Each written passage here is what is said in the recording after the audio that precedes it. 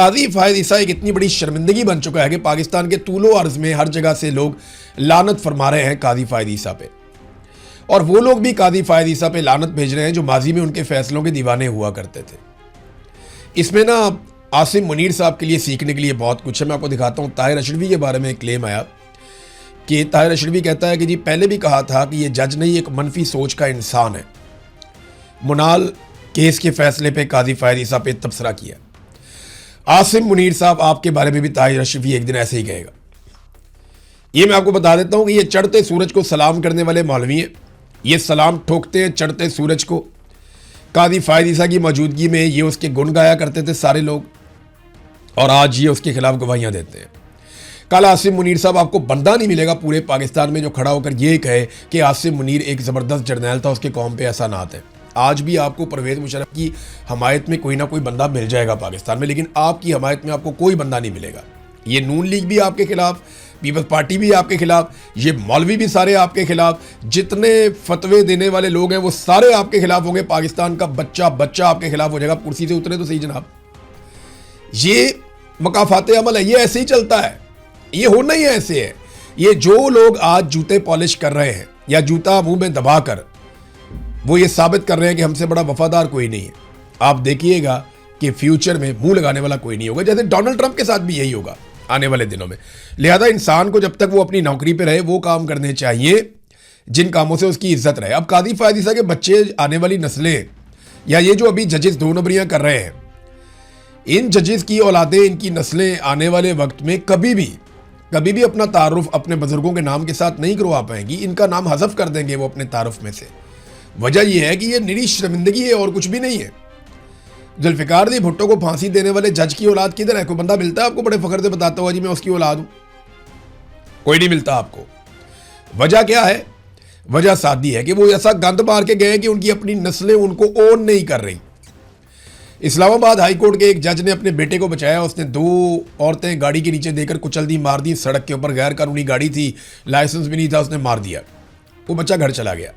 याद रखिएगा, ये बच्चा और इसकी औलाद आने वाले वक्त में अपने बाप के कारनामों की वजह से अपने बाप का तारुफ नहीं करवा सकेंगे कि मैं फलाने जज का बच्चा हूं।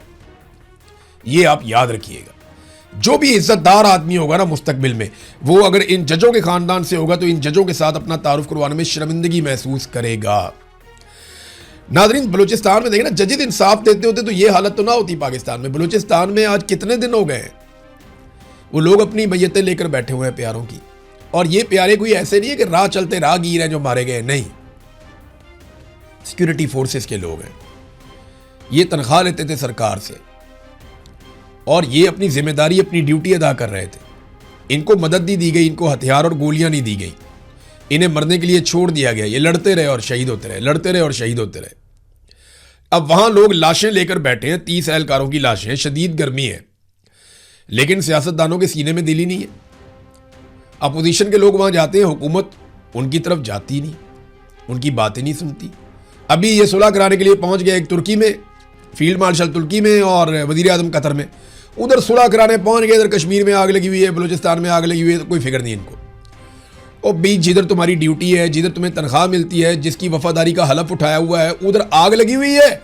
उस लगी हुई आग को छोड़कर परायों की चाकरी करने पहुंच गए। एक कतर चले गए, एक तुर्की चले गए कि जनाब हम जाके दुनिया की आग बुझाएं। और दुनिया बड़ी सियाणी है, वो अपनी आग खुद बुझा लेगी।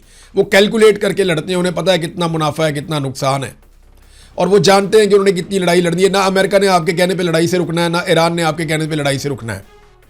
वो अपने अपने मफाद के लिए, जब उन्हें चाहिए होता है कि लड़ाई रोकनी है तो आपको बीच में डाल लेते हैं फेस सेविंग के लिए, और जब उन्हें चाहिए होता है लड़ाई दोबारा लड़नी है तो वो आपका फ़ोन भी नहीं उठाते, आपकी बात भी नहीं सुनते। दुनिया की आपको फिक्र पड़ी हुई है, दुबले हुए जा रहे हैं आप, कभी इस मुल्क में, कभी उस मुल्क में, कभी उस मुल्क में, कभी उस मुल्क में। जनाब हम सालसी करवा रहे हैं, सालिस की हैसियत होती है भाई। आप सिर्फ सहूलतकारी करवा रहे हैं, फेस सेविंग दे रहे हैं दोनों, और कुछ नहीं कर रहे। और ये सारी सिचुएशन जो खड़ी हो गई है पाकिस्तान के अंदर, इसको कौन ठीक करेगा?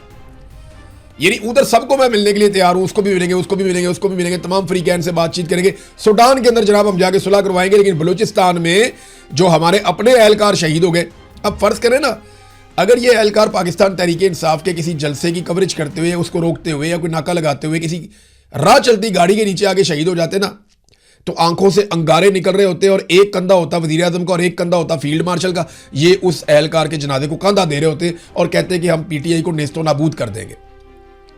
लेकिन क्योंकि दहशतगर्दों ने मारा है। वो देखे ना अचकजई साहब का स्टेटमेंट।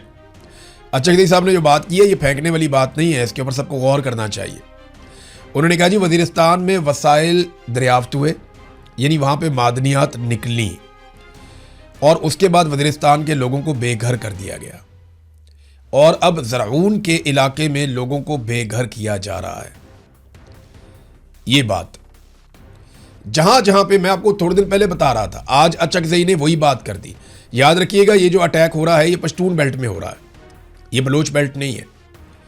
और पश्तून बेल्ट में अचकजई के बहुत ताल्लुकात भी हैं और इन्फ्लुएंस भी है, तो ये अच्छे से जानते हैं कि वहाँ क्या निकला और क्या हो रहा है।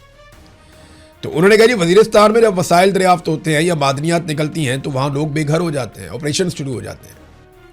अब यही काम ज़रगून में किया जा रहा है, बलूचिस्तान में किया जा रहा है और इस ज्यादती के खिलाफ उन्होंने कहा जी हम खड़े होंगे। अगर मैं खड़ा ना हुआ तो फिर मैं ना पश्तून होऊंगा और ना मुसलमान होऊंगा।